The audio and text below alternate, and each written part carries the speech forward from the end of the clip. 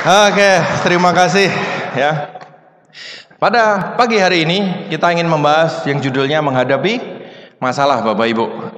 Oke, kita kalau bicara menghadapi masalah, yang pertama kita ngomong dari awal dulu nih. Kenapa sih kok selalu ada masalah? Hehehe. Siapa di sini yang nggak punya masalah?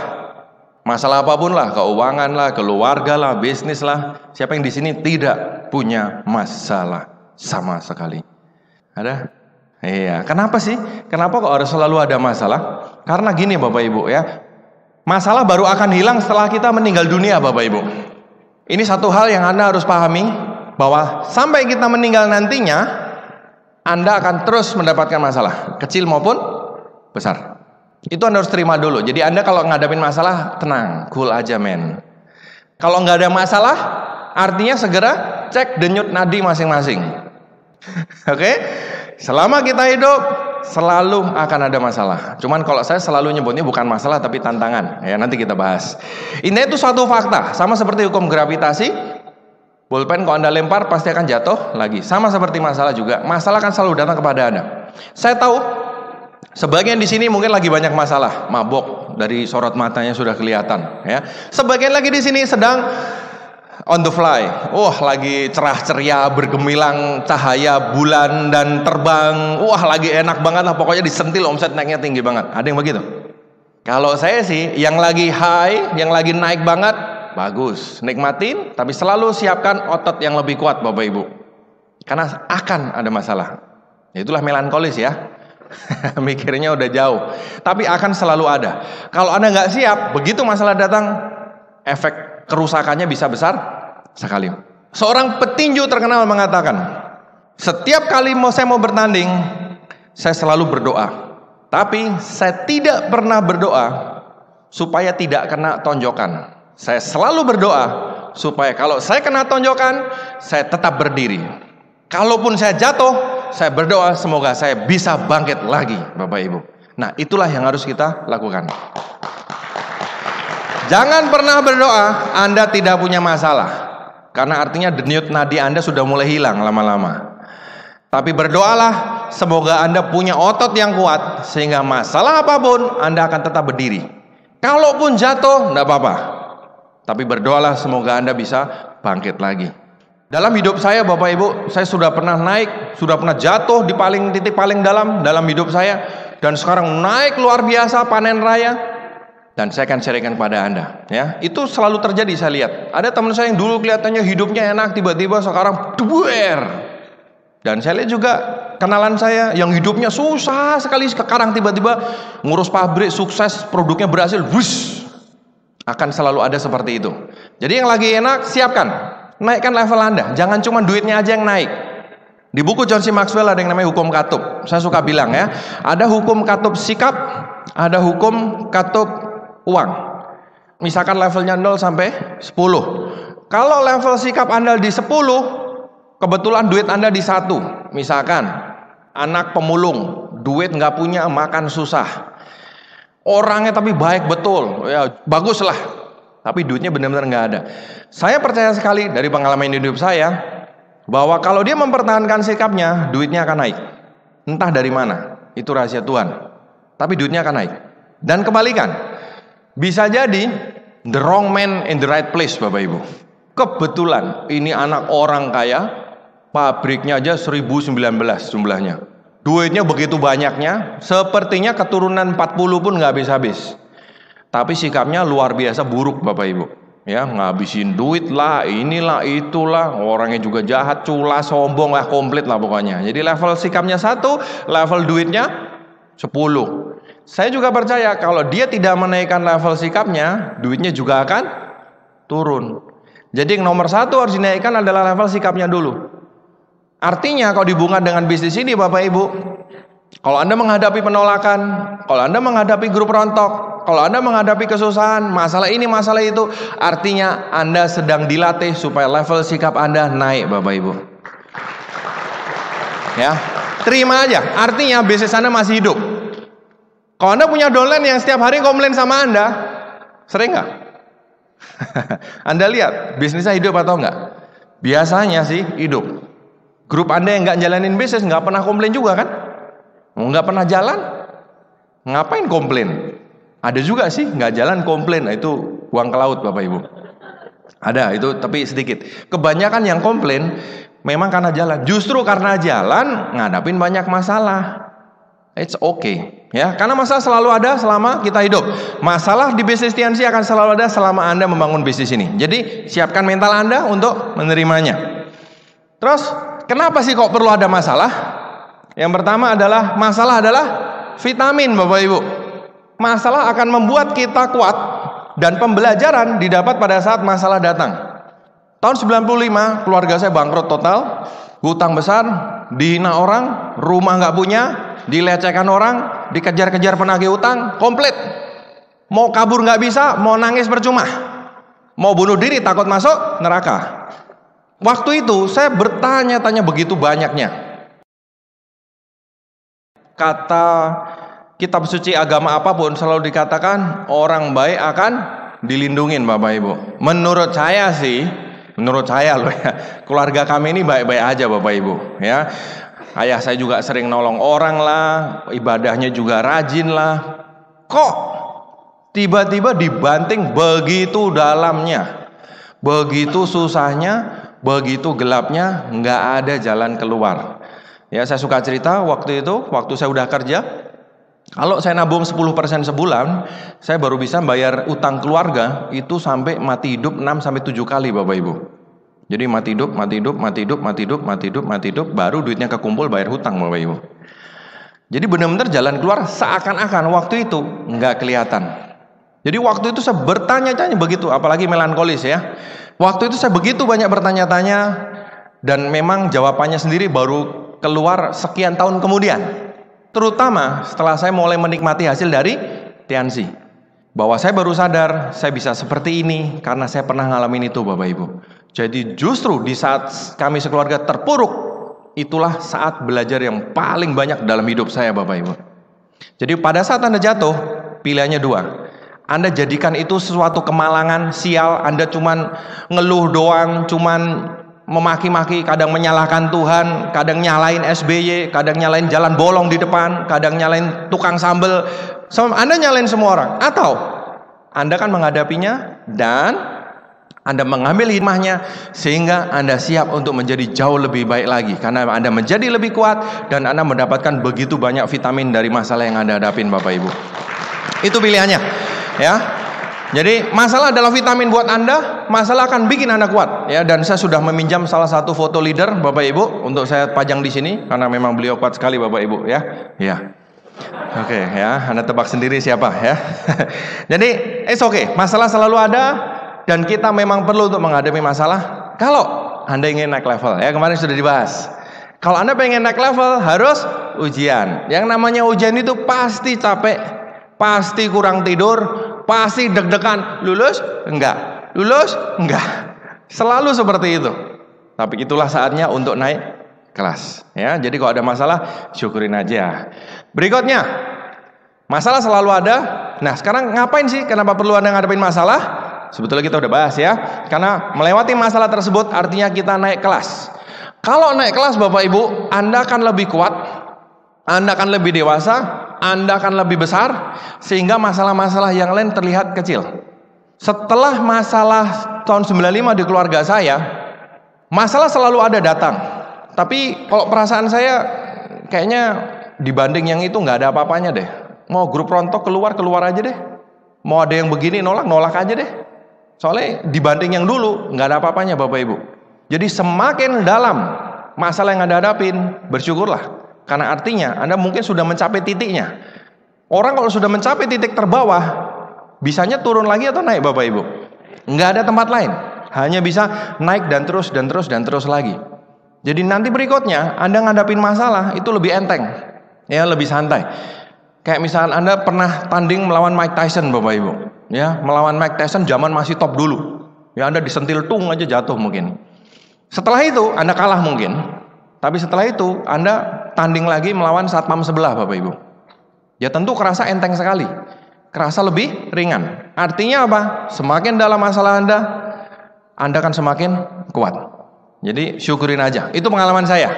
Ya, jadi mau ada masalah bertubi-tubi berikutnya kayaknya ya dulu mah lebih parah gitu. Ya, dan itu ternyata jadi kebanggaan saya sekarang. Dulu mah lebih parah, cuman gini doang. Kebanggaan dalam arti, wah, saya sudah di-train zaman dulu nih, ya, urusan begini nih mah udah lewat deh pasti. Oke, jadi sekali lagi buat Anda yang lagi ada masalah, terima aja, terima aja. Anda kalau naik kelas akan enak sekali. Nah, ada beberapa pedoman umum dalam menghadapi masalah, apapun itu. Kalau di bisnis TNC, ada 3 masalah yang saya sering ketemu, ya, yang paling banyak, yang paling besar, terjadi di mana-mana. Enggak semua orang sih. Ya, tapi selalu ada aja begitu ya. Sebetulnya ada 5 kan aspek kehidupan ya, tapi dari 5 ini ada 3 juga Bapak Ibu yang paling kelihatan. 1, masalah keuangan. Di mana-mana saya ngelihat masalah keuangan. Saya orangnya melankolis ya, tipe ngatur uangnya konservatif, ngaturnya aman. Ada tipe yang lain, yang tipenya ngaturnya memang lebih risk taker ya, berani ngambil risiko. Kalau saya kebalikan. Saya kasih contoh, misalkan banyak orang bilang gaya Pak Naga dengan gaya Pak Louis, Bapak Ibu ya.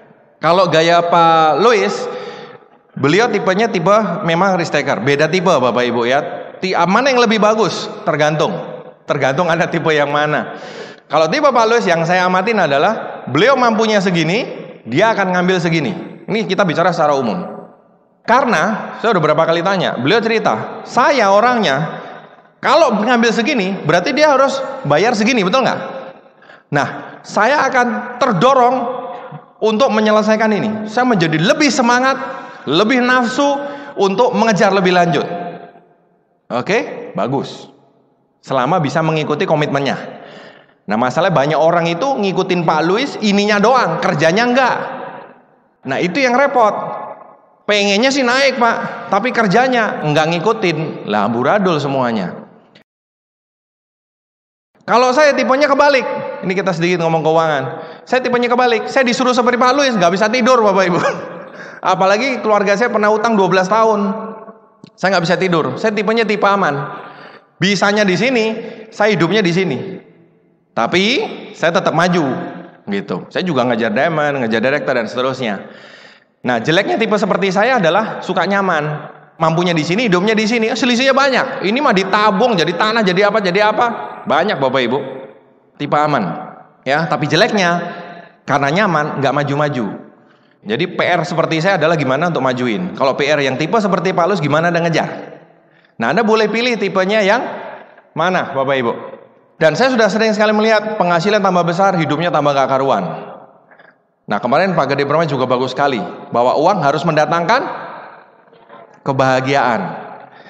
Buat apa kalau nggak mendatangkan kebahagiaan? Itu juga prinsip saya, ya. Karena kebahagiaan nggak bisa dibeli kadang-kadang. Oke, duit siapa yang nggak mau duit sih? Maulah gila, ya. Tetap mau dong. Tapi saya lebih kepengen kebahagiaan. Makanya kepengennya apa? Muda foya-foya, tua kaya raya, mati masuk surga. Kepengennya kan gitu Bapak Ibu. Jadi kebahagiaan yang kita kejar itu soal uang, ya. Jadi Anda mengaturnya harus benar. Terus yang kedua adalah soal keluarga. Waktu miskin makan sepiring berdua, begitu duit banyak lempar-lemparan piring. Berdoanya pengen sukses, baru dikasih bonus sedikit aja hidupnya udah nggak karuan. Kira-kira nih si babe di atas ini yang ngeliatin, sedih nggak Bapak Ibu? Kalau sedih, dia ngasih duitnya lebih banyak nggak? Anda punya anak, dia minta duit, Anda kasih sedikit. Anda kasih sedikit aja duit, hidupnya nggak karuan. Anda berani nggak ngasih lebih banyak? Nggak akan berani.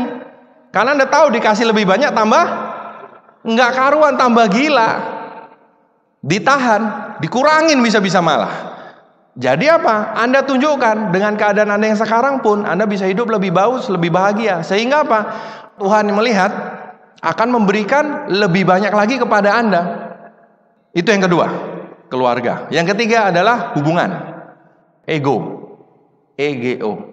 Makin tinggi peringkat, semuanya nepukin, semuanya memuji Anda, penerima reward. Anda lewat itu bersinar. Semuanya ngajak foto dan segala macam. Kadang membuat orang lupa diri. Seakan-akan saya yang paling hebat.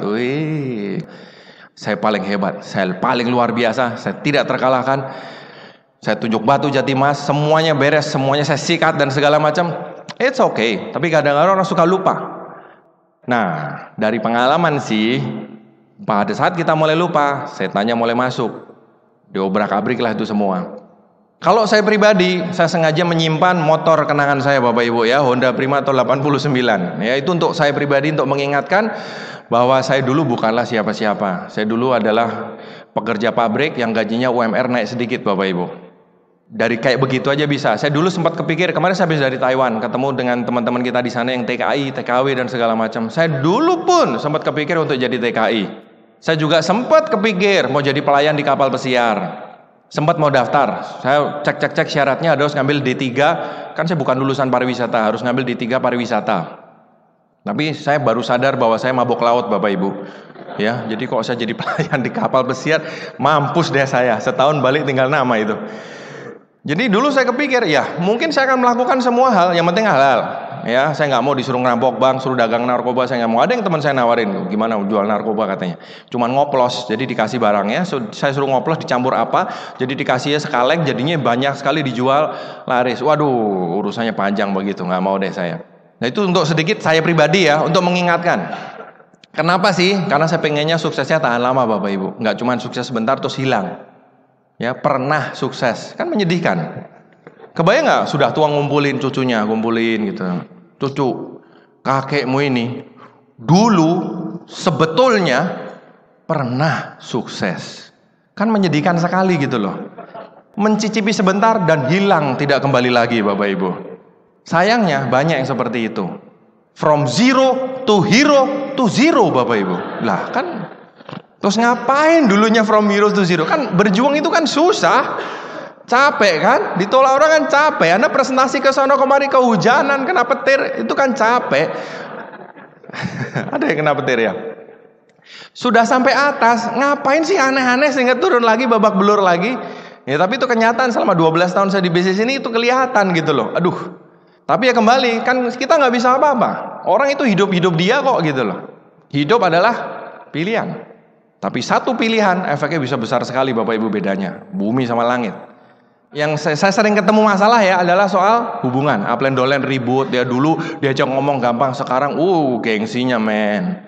Aduh ya. Jadi hati-hati Bapak Ibu. Pede bagus. Tapi tinggi hati nggak bagus ya, sombong tidak bagus. Semakin di atas anginnya kan makin besar. Ya, waktu dulu Anda masih pohon toge, nggak ada yang melihat. Tapi Anda sudah menjadi pohon mangga besar, anginnya makin besar, semua orang makin ngelihat Bapak Ibu. Mungkin seorang pemilik pabrik, keputusan dia untuk misalkan ekspansi, konvensional kan gitu, ekspansi, buka pabrik di sono gitu. Satu keputusan yang salah bisa bikin bangkrut seluruh perusahaan Bapak Ibu. Semakin tinggi nanti Anda peringkat, semakin harus berpikir langkah apa. Jangan cuma main emosi. Karena kalau kita udah bicara ego, itu kita bicara emosi. Ya, orang banyak hancur karena emosi. Emosi dimainin, antara marah, kadang-kadang emosi itu apa? Tamak, greedy. Saya juga ngalamin ya.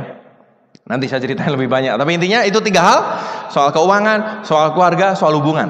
Nah, Anda lihat kalau Anda punya masalah itu, coba dibenerin dulu. Dibenerin dulu. Dengan keadaan yang sekarang dibenerin. Sehingga apa? Berkatnya supaya lebih banyak dibuka gitu loh. Kalau sekarang aja udah ruwet, aduh, itu berkat kok dibuka gimana? Kok bonus 10 juta aja udah gak karuan hidupnya. Ya kira-kira lama deh nyampe 100 gitu. Mau dikasih 100 juga deg-degan yang ngasih malah. Ya. Oke, jadi ini pedoman umum menghadapi masalah. Yang pertama, orang gagal selalu mengumpulkan masalah-masalah kecil sehingga menjadi besar. Senangannya begitu. Ada masalah kecil dibesar-besarkan. Masalah itu selalu kelihatan besar. Nggak ada masalah selalu kelihatan ada masalah. Itu biasanya orang gagal. Makanya nggak pernah maju-maju. Apapun selalu dilihat masalahnya Bapak Ibu. Lah kapan mau majunya? Batu segede kerikil bisa kelihatan segede gajah. Orang sukses kebalikan. Orang sukses ada masalah besar dipecah-pecah jadi masalah kecil. Masalah kecil dibuang. Jadi segala sesuatu itu tergantung sudut pandang. Semua tergantung sikap. Besar atau kecil itu relatif. Berapa kali saya ketemu orang selalu bilang begini, Pak, kayaknya masalah saya adalah masalah terbesar yang pernah ada. Anda orang kesekian puluh yang ngomong gitu sama saya loh. Kenapa semua orang mengklaim bahwa masalahnya paling berat? Tidak ada Bapak Ibu. Masalah Anda hanya akan berat kalau Anda bilang itu berat. Anda sendiri yang menentukan. Kalau Anda bilang nggak berat, ya nggak akan berat. Jadi masalah gede dipecah-pecah. Masalah kecil segera diselesaikan. Ya, kok komputer Anda ngadat, ambil palu dihancurkan. Itu contohnya. Jadi hindari menumpuk masalah, selesaikanlah segera. Saya kalau terima SMS, terima email, terima macam-macam kan banyak tuh. Dolen tanya ini, tanya itu. Sebisa mungkin saya akan cari waktu untuk segera balasin. Kenapa? Saya tidak mau menjadi penghambat Bapak Ibu.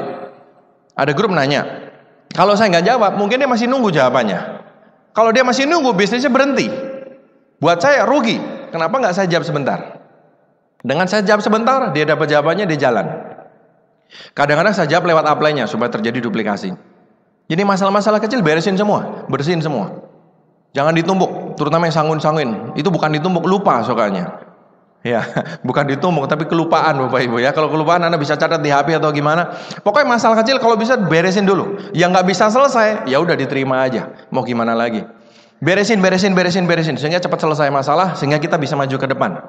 Kalau enggak, orang atau grup Anda akan fokus ke masalahnya Bapak Ibu. Yang dilihat masalahnya itu lagi, yang didiskusikan masalah itu lagi. Terus kapan mau majunya, kapan mau presentasinya? Kok yang dilihat masalah ini terus? Nah ini, Pak, tapi saya nggak cuma dapat masalah Pak, saya dapat badai Pak.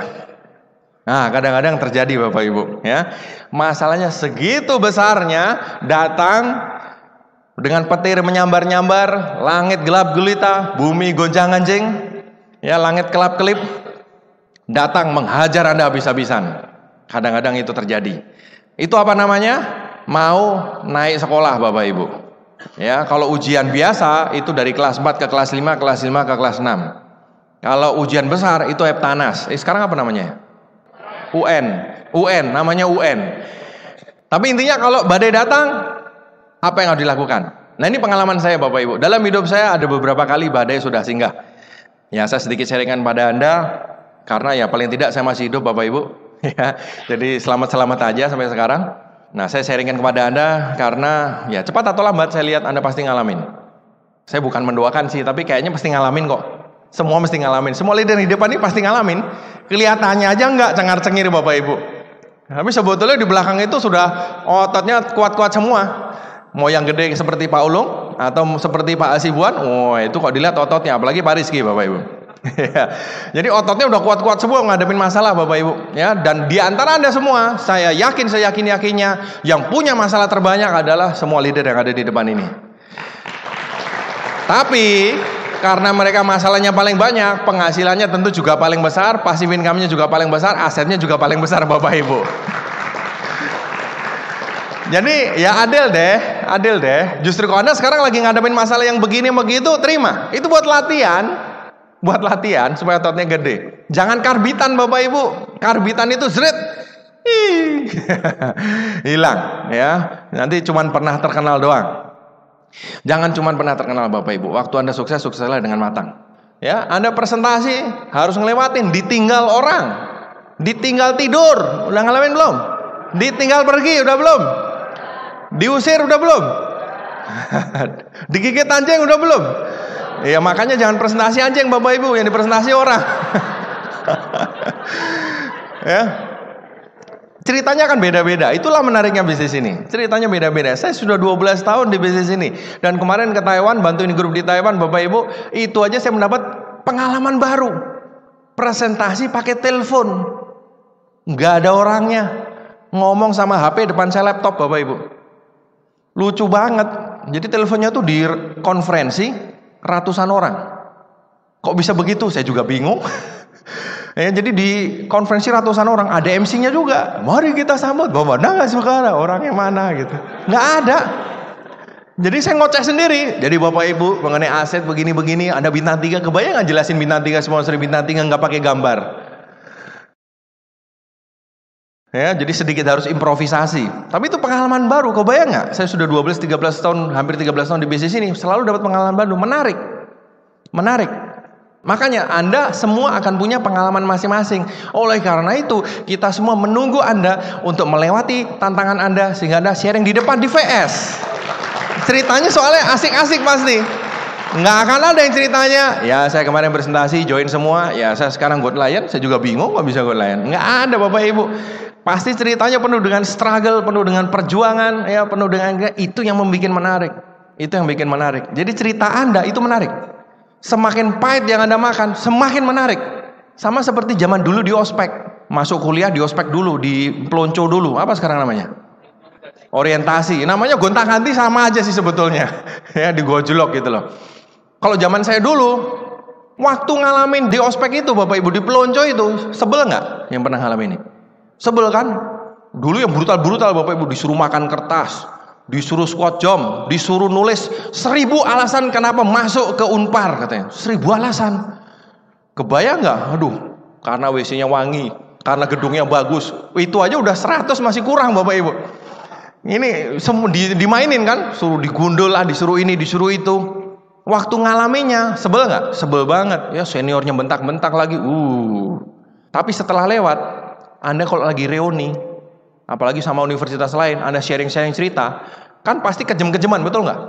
Di sono cuman suruh push up. Kita, gue disuruh makan kertas men. Yang sono cuman suruh makan kertas. Kita suruh makan kursi, tau nggak?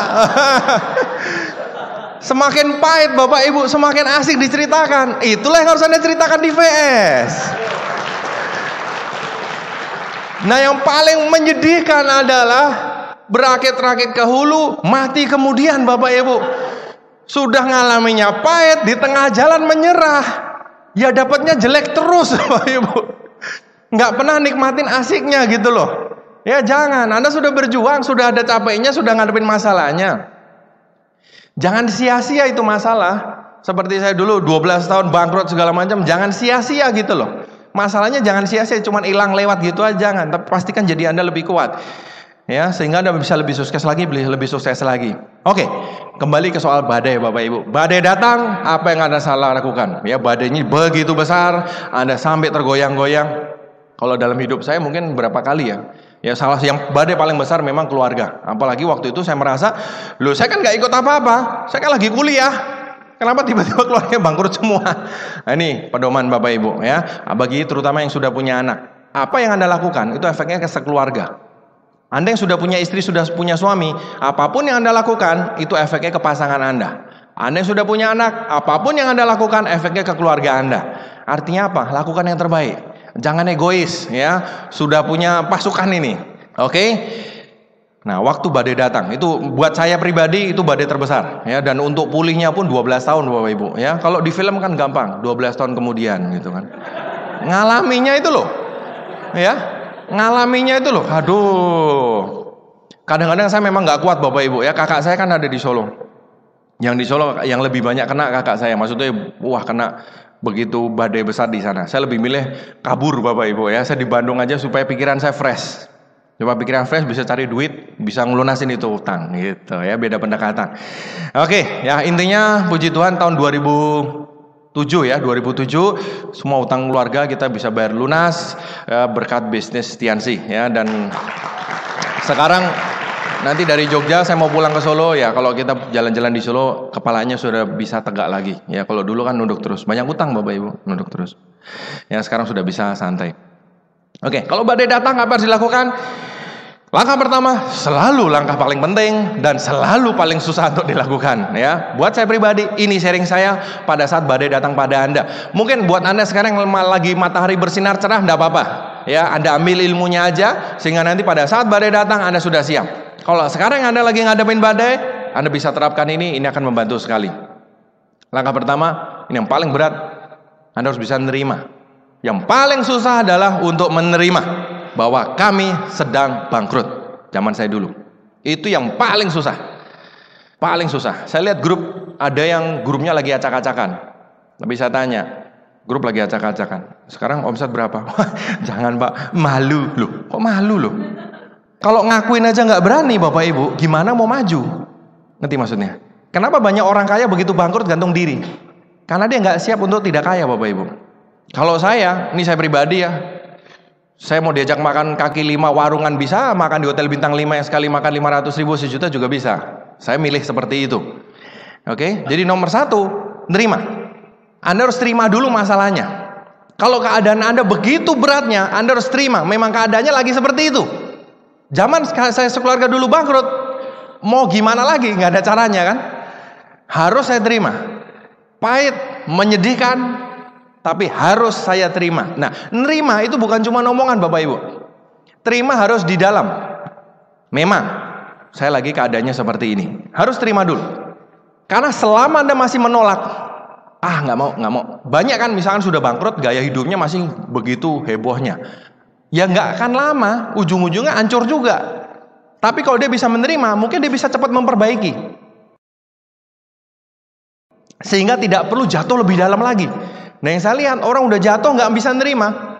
Saya ada kenalan satu, bangkrut, tapi masih langganan Indovision lah, masih inilah, masih itu. Saya pikir, kamu gila ya? Maksudnya begitu keuangannya dibuka aja saya udah mau syok Bapak Ibu. Pemasukan dengan pengeluaran 1:6. Pemasukannya kalau misalkan 1 juta, pengeluarannya sebulan 6 juta. Udah bangkrut, ininya dikurangin ini nggak mau Bapak Ibu. Ya sudah, emang kan saya nggak bisa maksa. Kebayangnya, nggak mau nerima gitu loh bahwa dia memang lagi jatuh, nggak mau sadar. Tapi apa kata orang Pak? Kalau misalkan dia punya motor, kalau motor saya dijual, tetangga saya nanti ketawa. Loh, mending tetanggamu ketawa atau anakmu nggak bisa makan? Kalau saya sih begitu. Lucu banget, orang ngajar gengsi banget gitu loh.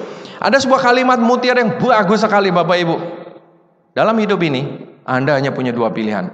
Anda mau terlihat kaya atau Anda mau benar-benar kaya. Saya ulang, Anda mau terlihat kaya atau mau benar-benar kaya. Tapi hidup Anda tidak akan cukup untuk dapat dua-duanya. Anda mau terlihat kaya, kelihatannya doang kaya, atau Anda mau benar-benar kaya. Kenapa itu nggak pernah jalan? Karena Anda ngejar gengsi, itu harganya sangat mahal.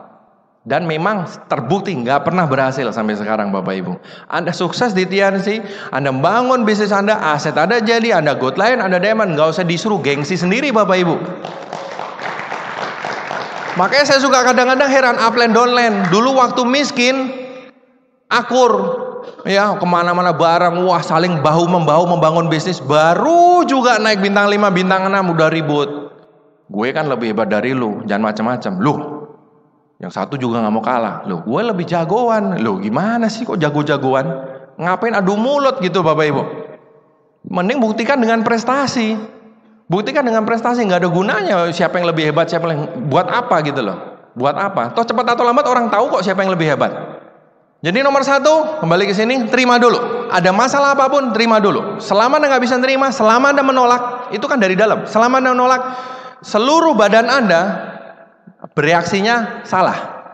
Karena kondisi Anda sebetulnya di sini, Anda bereaksinya seperti di sini Bapak Ibu. Nah ini repot, nggak ada jalan keluar itu. Nggak ada jalan keluar selama Anda masih menolak.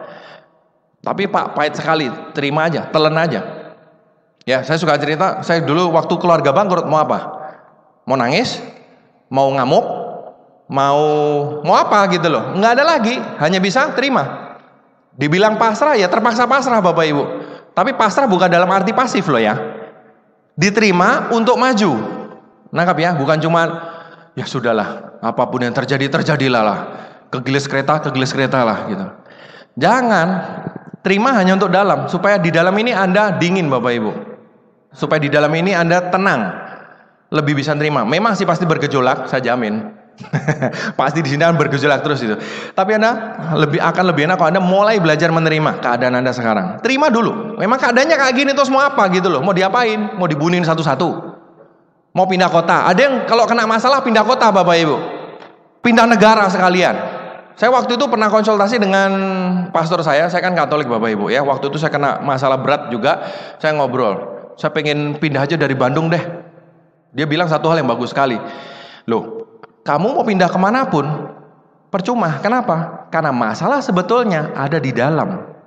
Jadi lu mau lari kemanapun, masalahnya di situ. Mau ke Amerika kek, mau ke Bali kek, mau ke Papua, ya itu lo bawa sendiri terus kemana-mana. Nggak akan pernah hilang kalau nggak Anda selesaikan. Ada tipe yang kayak gitu, ada masalah dikit kabur. Ada, saya punya teman kayak gitu, kena masalah kabur. Karena dia pikir kok saya kabur, masalah selesai. Enggak Bapak Ibu, itu akan ngejar Anda terus. Dan satu hal, Anda belajar untuk kabur. Iya, Anda belajar untuk kabur. Ada masalah dikit kabur gitu. Terima aja. Terima, bersyukurlah. Dari pengalaman saya, doa akan sangat membantu. Kedekatan Anda dengan Yang Maha Kuasa akan sangat sekali membantu. Sangat sekali membantu. Ya, Anda akan bisa lebih damai, lebih tenang segala macam. Tapi nomor 1 terima dulu. Karena kalau nggak di dalam ini bergejolak terus nih. Nah, gejolak ini yang bikin kepala Anda nggak bisa jernih. Kepala Anda isinya emosi semua. Dan orang kalau sudah emosi, tindakannya ngawur. Ya, kebetulan akhir-akhir ini saya ada salah satu teman juga lagi masalah berat sekali juga. Teman dekat. Jadi ya sedikit kita ngerti ya. Ya sama. Wah, emosinya begitu tingginya Bapak Ibu. Jadi ada masalah, terima dulu. Terima dulu. Ya, yang sanguin bisa nangkep nggak ini? Ya, kalau yang sanguin ya terima aja ya. Pokoknya rame asik gitu. Karena menurut saya ini bisa jadi pedoman untuk ke depan Anda Bapak Ibu. Karena sanguin ini paling enak. Anda harus belajar ke sanguin. Ini efek badai begini, yang paling berat siapa yang kena? Melankolis. Anda harus belajar untuk menjadi seperti flegmatis dan sanguin. Ya, sanguin itu santai, ketawa melulu, ada apapun hehehe, badai pun hehehe. Ya, kapal mau tenggelam hehehe. Itu yang saya pelajari loh. Saya belajar Bapak Ibu, kok bisa ya? Ini orang hehehe melulu. Itu saya belajar Bapak Ibu. Otomatis termasuk joget. Soalnya katanya waktu itu siapa ya, Robert Kiyosaki atau siapa, didatengin satu orang. Saya pengen sukses. Betul-betul siap untuk sukses. Orangnya gondrong gitu. Terus dia bilang, oke, Anda siap sukses? Iya. Wah, saya siap luar dalam untuk sukses. Apapun yang Anda katakan, saya akan lakukan. Wih. Oke, langkah pertama, potong rambut. Dia kaget. Potong rambut? Gile apa? Ini kan saya udah piara dari dulu ini. Gak apa hubungannya orang mau sukses sama potong rambut. Ya. Dan dia bilang, wah ini guru gak bener nih. Udahlah, dia pulang. Nah, terus ada yang lain nanya, loh, itu orang mau sukses kenapa Anda minta potong rambut? Jawabannya begini. Merubah dalam itu yang paling susah. Merubah luar itu yang paling gampang. Lah dia merubah luar aja gak mau. Gimana caranya mau merubah dalam Bapak Ibu? Artinya apa? Melankolis? Belajar joget. Ini luar yang berubah. Coba tes sekarang. Saya perlu waktu agak lama juga Bapak Ibu ya. Terus terang sebagai melankolis saya malu sekali Bapak Ibu ya. Kalau mau dites siapa yang melankolis, musik diputar, kursinya dijajarin di pinggir. Tolong yang sanguin nggak usah disuruh ngumpul di tengah. Lihat aja melankolis di pinggir semua pasti nanti. Nah udah yang di pinggir dijaringin semua itu pasti melankolis Bapak Ibu. Ya, masalah yang paling berat tuh biasanya melankolis ya. Sanguin itu enak banget Bapak Ibu. Aduh, saya belajar terus loh ya. Saya ngeliatin teman-teman yang sanguin gitu ya. Ketawa melulu, kok bisa ya gitu loh. Jadi saya pun belajar ke downline Bapak Ibu ya. Downline saya sanguin. Saya dulu belajar nyetir mobil juga sama downline. Saya nggak bisa nyetir mobil. Ya, jadi saya pinjam mobil ya. Udah, dia ngajarin itu gas rem, naik gunung, turun gunung dan segala macam. Itu sanguin. Flegmatis juga penting untuk ngadepin badai seperti ini. Kalau sanguin itu kan fleksibel dan cerianya.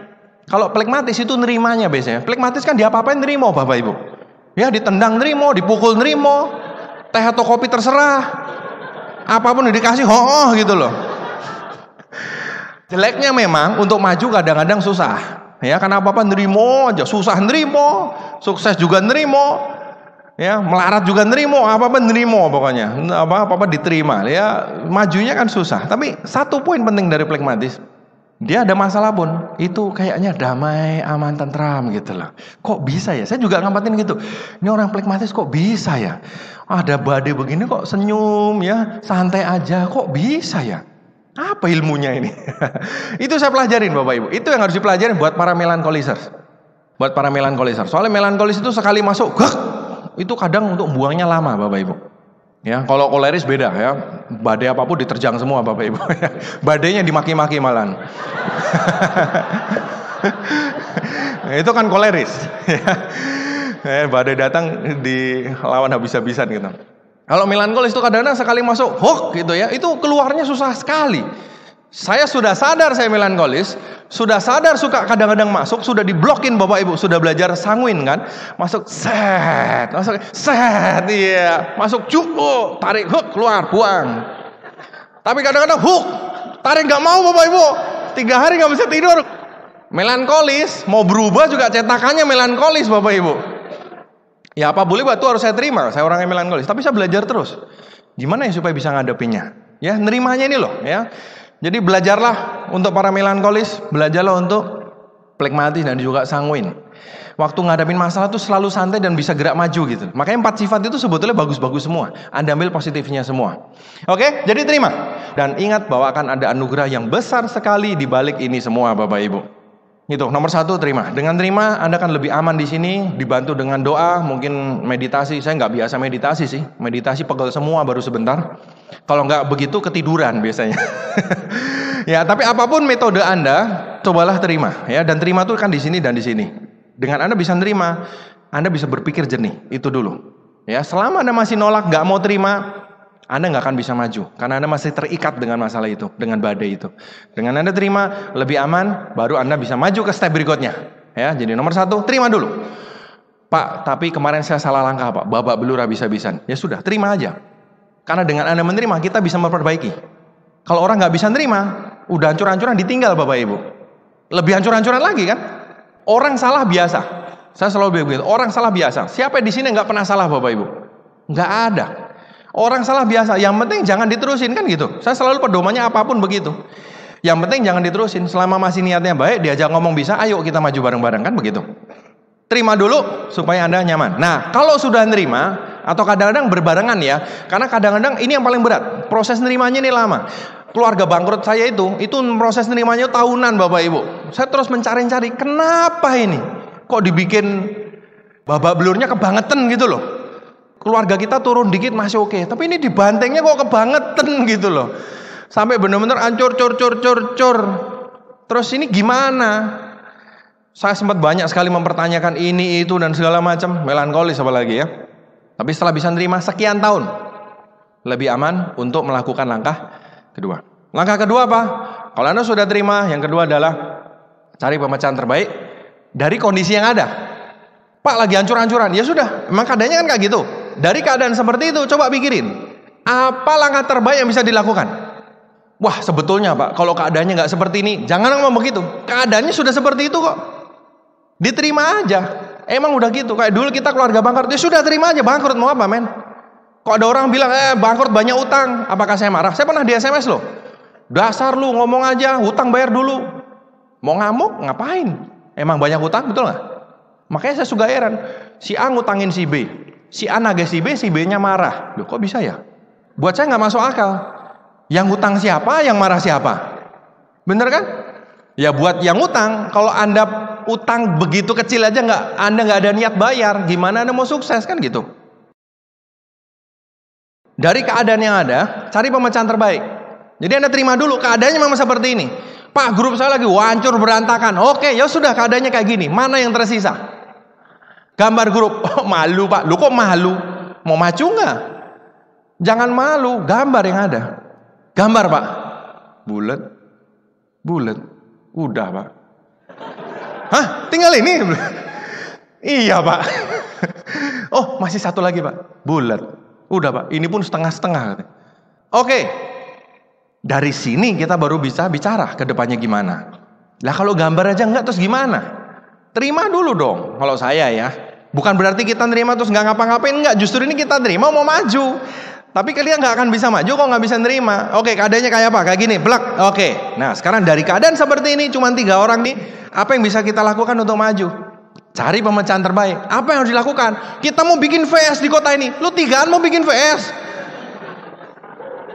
1 MC, 1 yang ngomong, 1 yang tepuk tangan.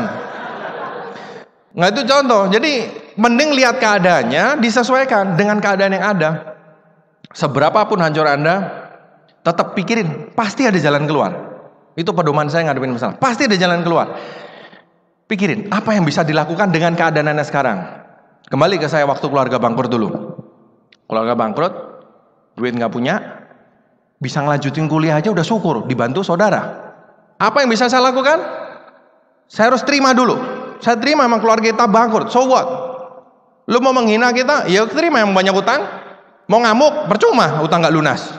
Daripada ngamuk, mending saya cari jalan keluar. Apa jalan keluarnya? Saya harus kuliah sebagus-bagusnya. Saya lulus, cari duit sebanyak-banyaknya. Saya cari cek gaji orang berapa segala macam, shock sendiri kemudian. Ya dengan nabung sekian, kok lama sekali ini bayar utangnya. Tapi paling tidak itu yang bisa saya lakukan. Terus mau apa? Mau merenung di kos, stres segala macam, nggak ada guna. Itu orang nggak bisa nerima, belum bisa nerima. Kalau yang sudah bisa terima, pikirin jalan keluarnya apa. Mungkin belum kelihatan jalan keluarnya. Anda kebayang waktu dulu zaman saya itu tahun 95-96 itu kayak masuk terowongan, nggak ada jalan keluarnya, bapak ibu hitam semua gitu. ini ujungnya mana? Nggak kelihatan. Mau jalan kayaknya percuma. Mau lari, nggak ada cahayanya juga. Mau ngapain? Ya udah jalan aja sebisanya. Jadi waktu itu contohnya saya ya, yang bisa saya lakukan adalah saya akan kerja keras. Udah, kerja sekeras-kerasnya, ngumpulin duit. Itu yang bisa saya lakukan. Terima, cari jalan terbaik. Ya jalan terbaik, kuliah sebagus-bagusnya, kemudian cari duit. Nah itu saya ya. Nah Anda bisa aplikasikan di masalah Anda. Kira-kira dengan apa yang ada ini, terima dulu. Kemudian apa kira-kira yang bisa Anda lakukan? Apakah Anda mau memperbesar masalah? Atau Anda mau menyelesaikannya? Nah kalau diperlukan Anda perlu konsultasi dengan orang yang lebih ngerti mengenai masalah Anda. Misalkan soal keuangan, konsultasi yang lebih ngerti. Masalah keluarga, konsultasi yang lebih ngerti. Upline dolen ribut, coba ngobrol dengan upline Anda. Ya, dengan siapa tahu mereka bisa ngasih masukan yang Anda nggak kebayang sebelumnya. Cari pemecahan. Cari dulu pemecahan apa yang terbaik. Kemudian langkah ketiga, lakukan dengan sabar. Banyak orang kepengennya, udah dong, masalah selesai dong, udah mulai lagi deh gitu. Mulai dari nol, enak aja. Saya 12 tahun men. Kadang-kadang nggak bisa Bapak Ibu. Dan dari pengalaman saya, 3 masalah ini, yang tadi itu keuangan, keluarga, dan hubungan, itu juga nggak jadi dalam waktu sehari Bapak Ibu. Itu biasanya bibitnya udah dari dulu. Terus dipupuk ke bawah tapi. Bukan dipupuk membaik, dipupuknya ke bawah. Contoh keuangan, nggak bisa orang dalam waktu sehari tiba-tiba bangkrut, biasanya jarang sekali. Bodoh sekali tiba-tiba seluruh kekayaan dimasukin ke undian gitu misalkan. Tapi kebanyakan adalah dari gaya hidup. Tambah hancur, wah udah parah baru sadar dia. Tapi proses ini pun kadang-kadang bisa 2 tahun, 5 tahun loh Bapak Ibu. Jadi, kalau prosesnya masuknya begitu panjang, termasuk juga misalkan suami istri. Ledakan terjadi, itu prosesnya juga panjang. Nggak mungkin sekali jadi langsung ribut besar, biasanya nggak, terus saja.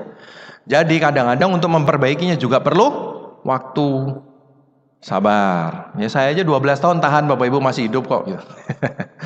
Ya, jadi Anda kalau belum 12 tahun ya sabar-sabar aja lah. Oke, lakukan dengan sabar karena segala sesuatu perlu prosesnya. Ya terima aja, yang penting Anda bergerak maju. Contoh tadi Anda di terowongan Bapak Ibu, nggak ngerti ujungnya sampai mana, hitam semua, nggak ada cahaya. Tapi yang saya tahu adalah waktu setelah saya lulus saya kerja di pabrik, gaji saya UMR, mau nabung sampai jenggotan juga nggak akan bisa lunas. Kemudian hari Sabtu saya ngajar, kemudian malamnya saya bikin program, udah mentok habis waktunya, 3 kerjaan habis. Saya kalau tidur jam 11, jam 12, bangun pagi masuk pabrik, udah habis, waktunya udah habis. Itu yang bisa saya lakukan. Paling tidak saya merasa saya melangkah ke depan. Tapi entah sampai kapan. Ada satu hal, saya waktu itu selalu percaya bahwa kalau manusia mau berusaha, Tuhan pasti membukakan jalan Bapak Ibu. Itu satu hal yang saya selalu percaya. Cuman kadang nggak kepikiran kapan ini selesai. Tapi itu merasa ada perbaikan. Duitnya saya tabung. Wah, ngelihat buku tabungan itu, wih, gila, sudah 10 juta men. Dibanding utangnya, jauh banget. Tapi paling enggak tabungannya kan naik. Bulan depan sudah 11 juta, 12 juta. Jadi ada improvement, kecil nggak apa-apa. Yang penting kan saya maju. Daripada mundur, daripada diem. Mau ngapain? Ya majulah. Yang penting Anda maju. Ada perbaikan sedikit aja, artinya hari ini lebih bagus daripada hari kemarin. Itu udah lebih bagus, artinya Anda melangkah maju. Terusin aja. Siapa tahu 3 langkah berikutnya sinarnya akan kebuka di sana. Kita nggak pernah tahu. Ya, pokoknya lakukan, tapi dengan sabar aja. Ini kalau kita simpulkan ya 3 hal ini aja. Anda terima, ngomongnya gampang Pak. Memang saya tahu ngomongnya gampang, ngalaminya susah. Saya tahu saya 12 tahun ngalamin ini. Tapi yang nggak ada jalan keluar, instan malah nggak bagus. Contoh, orang yang masalah keuangan berat, dibantu saudaranya, dia datang nangis-nangis ke saudaranya, dibantu dengan dana, jeder langsung lunas. Apa yang dia pelajarin? Kalau punya masalah, belajarlah nangis. Tiba-tiba dibantu dengan instan begitu. Dari pengalaman nih, dia nggak belajar untuk memperbaiki diri. Yang dia belajar adalah kalau ada masalah, tinggal minta. Kalau kemarin nangis 1 ember, gue dikasih, nanti gue siap nangis 2 ember. Kalau nggak dikasih, nangis 3 ember. Masa nggak dikasih sih? Jadi kadang-kadang lebih bagus jangan instan. Biar ototnya kita tambah kuat, tambah tahan banting. Jadi nanti mau di atas ada angin ada apa ya cuek-cuek aja Bapak Ibu. Ini 3 prinsip yang saya pegang dan setiap kali ada masalah selalu saya berusaha untuk nginget ini aja. Terima dulu. Kadang-kadang berat, terima dulu. Cari pemecahan dari kondisi yang ada. dan kemudian jalankan apa yang bisa. Kadang-kadang kita pengen ini nggak bisa. Ya sudah, apa yang bisa dilakuin dulu deh. Waktu itu saya kepengennya juga cepat lunas. Gatel saya. Diomongin ini, diomongin itu, gatel Bapak Ibu. Ya, pernah di bank ada yang teriak-teriak, itu katanya anaknya sukses, cepat bayar utang. Aduh, sakit hati sekali Bapak Ibu. Ya, baru juga bangun TNC, duitnya ada hasil sedikit. Wah, diomongin kemana-mana. Ya susah lah, karena diomongin orang kan, dipromosi orang gitu, kebayang. Ya susah juga gitu. Tapi kan duitnya belum. Ya mesti belum banyak untuk beresin itu semua. Ya telan aja. Anggap sebagai apa kemarin? Amplas Bapak Ibu. Anda lagi di amplas. Yang di amplas itu lama-lama mengkilap, amplasnya lama-lama habis Bapak Ibu. Ya, jadi nggak apa-apa, Anda lagi di amplas itu, biar tambah kuat, tambah kuat, tambah kuat, tambah kuat. Itu salah satu badai besar dalam hidup saya. Nah, saya mau cerita satu badai, contoh satu badai lagi yang lain ya. Selama saya di TNC sekitar berapa ya, 12 tahunan. Menurut saya, TNC badai besar ada dua. Badai besar ada dua. Yang pertama tahun 2003. Ya, singkat cerita, digosipkan waktu itu, makanya selalu gosip, selalu musuhnya Bapak Ibu. Digosipkan Misteli akan dipenjara, TNC akan bubar. Ya, jadi sebelum bubar segera pindah ke sini. Itu, ya. Pesan sponsornya belakangan. Ya, depannya nggak penting. Ya, pokoknya bikin Anda goyang supaya pindah. Wah, waktu itu semuanya goyang dan segala macam. Badainya nggak lama, setengah tahunan. Ya, setengah tahunan begitu lewat, banyak korban memang bergelimpangan Bapak Ibu. Tapi setelah itu 2003, 2004, 5, 6, 7, 8, 9 kita panen raya Bapak Ibu. Selalu, setiap habis badai selalu ada panen raya. Selama 6 tahunan kita nggak pernah turun. Naik terus, naik terus, naik terus. Tiap tahun cuman adu reward. Berapa reward tahun ini? Kemarin 10, sekarang 15. Nah, gitu doang kerjaannya. Wah, panen raya. Artinya apa? Setiap selalu ada badai besar, selalu ada hasilnya, selalu ada panen rayanya. Bagi yang tahan. Bagi yang tahan. Contoh, ayah saya dulu adalah ternak ayam petelur Bapak Ibu, ya, sempat sampai 100.000 ayamnya, jadi cukup besar, cukup besar. Makanya waktu hancur ya lumayan mules Bapak Ibu. Habis hilang, habis bis hilang semua itu. Pada saat Krismon tahun 98, begitu banyak peternak ayam di seluruh Indonesia yang menggulung tikar. Keluarga kita sudah gulung tikar duluan. Jadi udah nggak ikutan tahun 98. Tapi tahun 98 kan gimana juga, keluarga juga masih banyak yang usahanya berhubungan dengan telur dan ayam. Waktu tahun 98 begitu banyak peternakan bangkrut. Kenapa? Karena dolar begitu naiknya dan hampir semua makanan ayam itu impor. Dan DOC itu ayam kecil, ayam bibitan. Jadi bukan dikawinin dapat anak, enggak, belinya udah ayam kecil Bapak Ibu. Ayam kecil digedein gitu loh. Saya nggak ngerti detail lah soal peternakan. Tapi DOC-nya sendiri itu juga kalau nggak salah impor. Pokoknya semuanya impor lah. Begitu dolar naik, semuanya harga naik. Buahnya yang bertumbangan Bapak Ibu. Terutama yang memang waktu bangun usahanya pinjam uang dari bank. Nggak tahan. Karena dia bayar utangnya gila-gilaan. Bahkan beberapa tuh istilahnya saya dikasih tahu, kandangnya dikasih aja mau gitu loh. Lo nggak usah bayar deh, ambil aja dah. Karena minus terus setiap hari. Jadi setiap hari itu minus 10 juta kadang-kadang. Kebayang nggak? Jadi ada nahan sehari minus 10 juta. Nahan sehari 10 juta. Kan apa nggak deg-degan tiap malam itu? Itu waktu Krismon tahun 98. Jadi bertumbangan semua. Daripada minus terus tutup gitu. Tapi yang bertahan Bapak Ibu cuman beberapa gelintir, dan setelah masanya lewat harga telur naiknya luar biasa, dan yang tinggal itu panen raya bergila-gilaan. Jadi selalu sama, setiap badai selalu ada korban. Tapi bagi yang tahan selalu panen raya Bapak Ibu, ya, keuntungannya berlipat-lipat setelah itu. Nah, kemudian kita udah lama nggak ada badai, kangen juga ya. Jangan gitu. Ya, mulai pada kangen badai, ngumpulin masalah sendiri-sendiri. Nah, mulai meledaknya tahun 2010. Nggak tanggung-tanggung, badainya nggak satu. Sebetulnya skala badainya menurut saya lebih kecil daripada 2003. Tapi kali ini beruntun. Ya, variasi lain dong. Kan biar hidup lebih hidup gitu loh. Dulu satu gede, sekarang lebih kecil tapi dua. Yes, gitu. Bahkan ada yang kena 3 kemarin ya. Namanya orang, kemarin dulu siapa ya, Misteli itu siapa pernah cerita, perusahaan kalau kecil, grup kalau kecil musuh dari luar, grup atau perusahaan kalau besar musuh dari dalam. Ya, makanya nomor 1 perbaiki diri dulu Bapak Ibu ya. Nah, kita ngumpulin masalah karena udah kangen badai itu kayaknya waktu itu ya. Masalah dikumpul-kumpulin, akhirnya tahun 2010 meledak, jedor ya. Wah, lumayan ya, seger ya.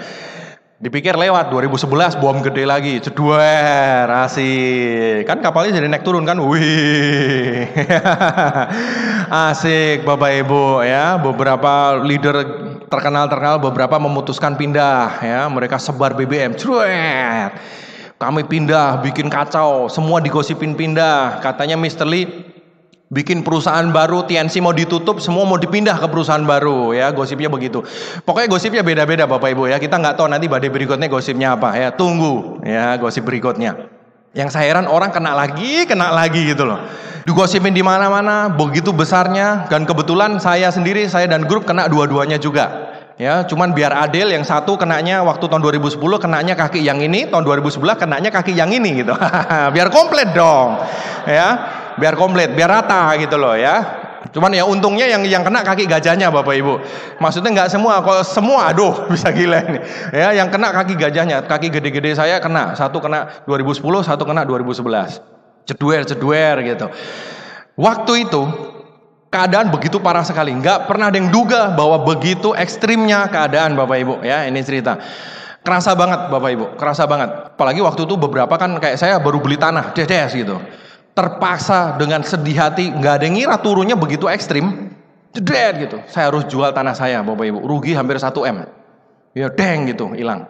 Karena nggak kuat nyicil ya, tapi untungnya masih punya tanah sebelahnya, untungnya masih punya tanah yang lain, masih punya apartemen yang lain, masih punya yang lain Bapak Ibu. Tapi kan sayang juga satu ini dilepas. Itu enaknya melankolis ya, persediaannya banyak. Tapi satu tanah ini terpaksa dilepas Bapak Ibu, 1 M, waduh perutnya mules juga ya. Jadi itu pembelajaran buat saya, harganya 1 M Bapak Ibu. Ya, jadi tetap aja mesti belajar terus ya. Di situ saya belajar, oh gini kan ya, badai mulai datang nih, udah mulai gelap nih. Omset drop ya, karena beberapa leader keluar dan benar-benar waktu itu kita perang ya, perang opini sebetulnya. Perang opini bahwa katanya leader ini sudah pindah, ini udah pindah, saya pun digosipin pindah, semuanya pokoknya pindah deh pokoknya. Ya, semuanya pindah, TNC udah hilang. Ya, jadi pokoknya benar-benar waktu itu keadaan begitu kacaunya. Dan masalahnya nggak satu, makanya saya bilang 2003 masalahnya satu tapi tajam, jeder gitu loh. Soalnya TNC tutup dulu kan gosipnya. Kalau tutup mau apa? Itu kan yang paling parah betul nggak? TNC tutup. Anda tahu maksudnya? Saya ulang, TNC tutup. Tahu? Kira-kira mau apa? Bingung kan? Nah itu 2003 Bapak Ibu. Kita bingung semua. Saya pikir, waduh, baru terima mobil, belum juga cair, belum keluar mobilnya. Kemarin barusan mundur dari kerja Bapak Ibu, full timer di TNC, sekarang mau tutup. Tapi ingat rumusnya, ya sudah terima aja, mau apa? Lakukan yang terbaik. Banyak yang tanya, Bapak gimana? Waktu itu ya saya ditelepon dari Crossland, saya cuma bilang gini, hidup saya berubah karena TNC. Kalau sampai memang betul TNC-nya tutup atau apa, saya harus lihat dengan mata kepala saya sendiri, baru saya mikir mau ngapain, saya bilang gitu. Wong baru juga gosip dari radio kok didengerin. Kebayang nggak? Anda nahkoda kapal, ada ribuan orang di dalam kapal itu kan lagi mengarungi menuju daratan kesuksesan gitu kan, menuju impian. Dengar radio, klik, hati-hati, badai besar akan datang. Si nahkodanya bingung, turunin skoci, ngajak 4-5 orang, skoci ditinggal Bapak Ibu. Ya, nahkoda macam apa itu, betul nggak? Terus kapalnya terus gimana itu nasibnya itu? Ya, yang menyedihkan lagi, si nahkodanya sudah pergi naik skoci, badainya nggak datang. Skocinya tenggelam Bapak Ibu. Iya kan? Tapi itu kan bikin, kebayang nggak berapa ribu orang di kapal itu yang dibahayakan nyawanya? Kalau nabrak karang gimana? Kok ada ikan hiu? Nggak bisa masuk kapal ikan hiu. Iya, kalau ada halangan gimana? Iya kan, sekali-kali salah boleh. Melankolis juga manusia Bapak Ibu ya. Kan katanya Pak Luis kemarin harus mengalir gitu loh. Jadi kadang-kadang keluarnya juga keliru. Jadi seperti itu Bapak Ibu. Ngapain gosip didengerin? Ya kalau ada badai beneran, kalau ada badai datang beneran, ya Anda tahan dong sebagai nahkoda, bener nggak? Kalau sampai kapalnya orang bener-bener masih tahan dulu. Kalau bener-bener kapalnya kebelah, baru kita turunin skoci, kita mikir ayo masuk semua masuk skoci. Ya baru juga gosip belum tentu benar kok didengerin. Jadi next time akan ada lagi Bapak Ibu. Saya kasih tahu akan ada lagi gosip berikutnya. Kira-kira apa yang menarik ya? Loh, supaya Anda lebih kuat nanti. Ya, supaya Anda lebih kuat. Jadi kalau denger gosip nggak usah didengerin deh gitu. Ya. Nah itu dulu. Jadi kalau dulu 2003 tonjokannya tuh 1, 2S gitu. 2010, 2011 beda kasus. Lebih ringan tapi dikeroyok dari atas, bawah, kiri, kanan Bapak Ibu. Dor. Waktu itu saya cerita sedikit apa yang terjadi ya. Begitu hebohnya karena kita diserbu dari mana-mana, dari Facebook, dari BB, dari mana-mana karena mereka nyebarnya kemana-mana, pamit mau keluar aja proklamasi Bapak Ibu. Sampai dolen saya ikutan proklamasi, saya menyatakan tidak keluar dari Tianxi gitu.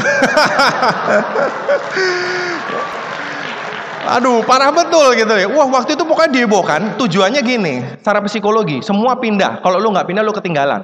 Itu yang pengen diambil mereka. Yang harus kita lakukan, kita harus cool.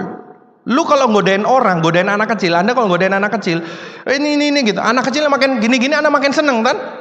Coba anak kecilnya tambah gini. Anda godain diginin, plok gitu. Nah, itu yang harus kita lakukan.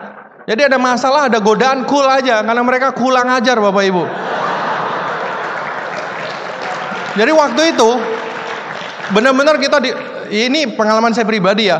Itu benar-benar dikeroyok dari mana-mana Bapak Ibu. Ya benar-benar, dan kita bingung siapa lawan siapa kawan. Karena banyak sekali yang bilang enggak ternyata musuh. Ya bilang teman ternyata musuh. Jadi kita nih bingung mana yang benar mana yang enggak. Wah dikeroyok sana sini. Waktu itu saya lagi di Banyuwangi Bapak Ibu. Itu sampai nggak bisa tidur, mau istirahat aja nggak bisa.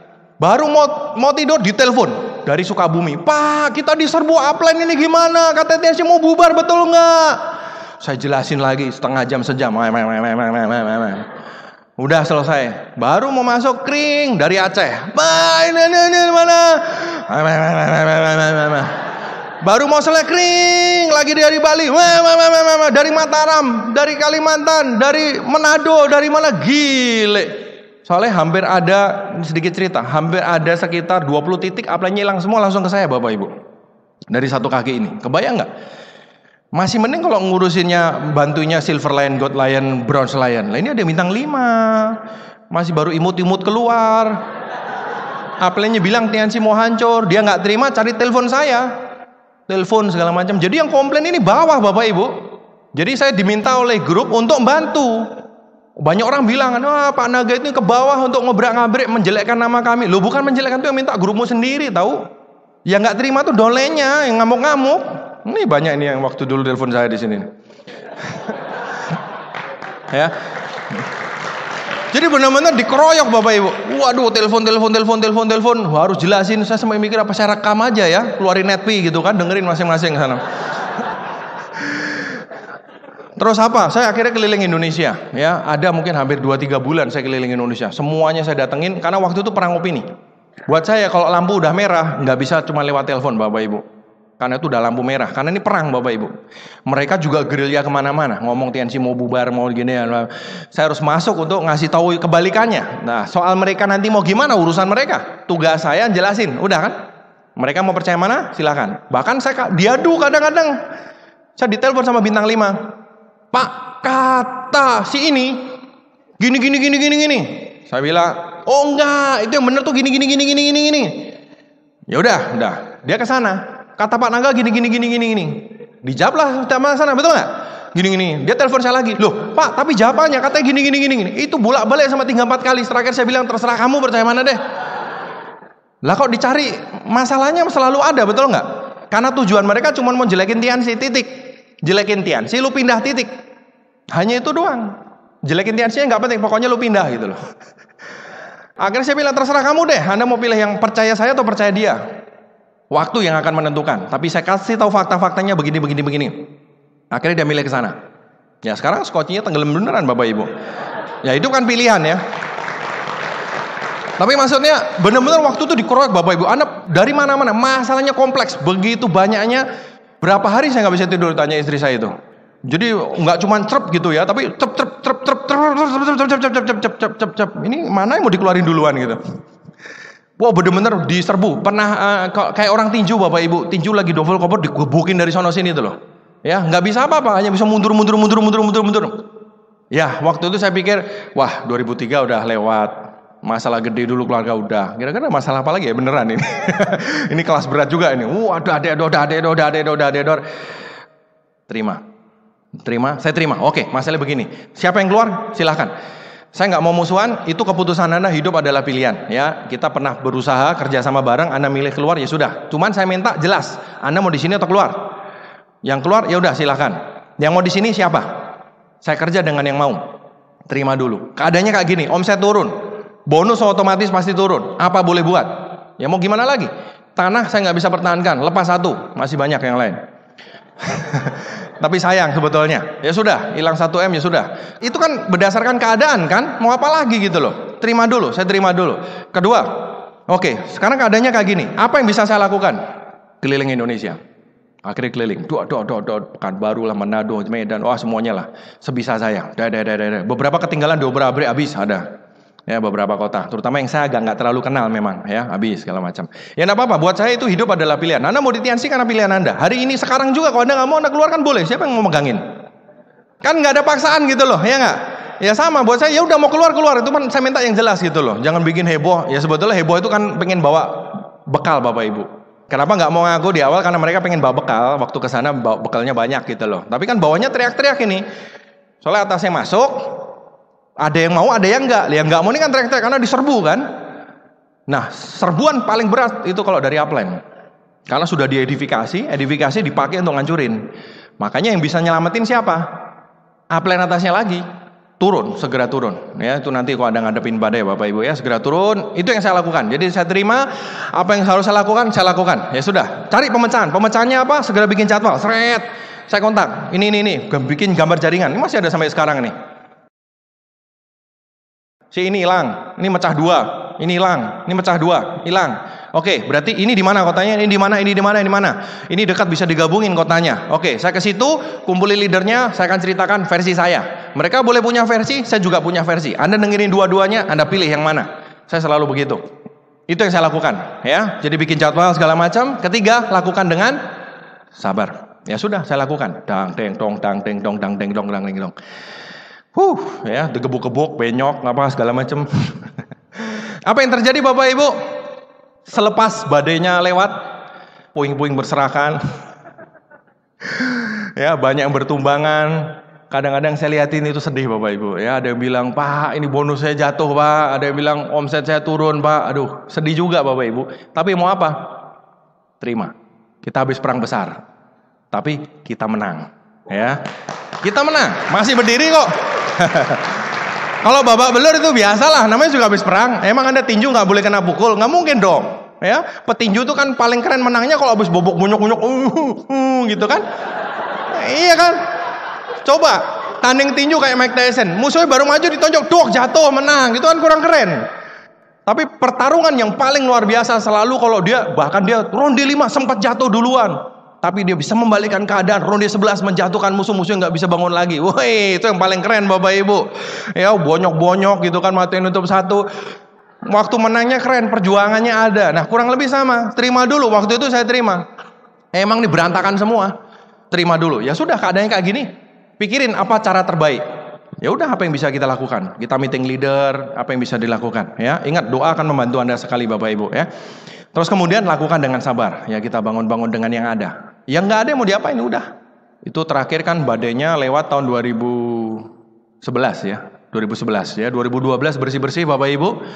Bersih-bersih, tarik nafas, ya istirahat dulu lah habis digebukin. Ya, habis digebukin istirahat dulu.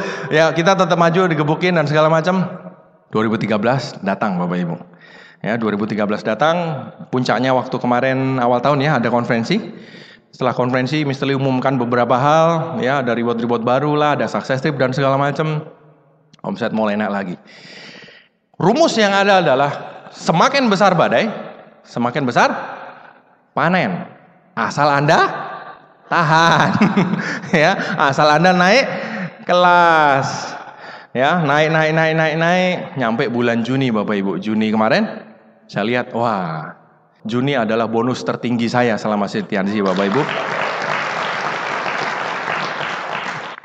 Padahal saya kemarin barusan ketemu, tante-tante bilang, loh, TNC masih jalan toh? Oh masih tante, saya bilang. Juli, naik lagi Bapak Ibu, bonus tertinggi selama saya di TNC. Agustus lebaran, wah rekor putus deh. Ternyata Sekali-kalinya seumur-umur di Tiansi selama lebaran, omset naik, bonus juga naik lagi, pecah rekor Bapak Ibu. September kemarin buka ATM ya cebret. Lah ini mah alamat sudah pasti harus bonus naik lagi Bapak Ibu.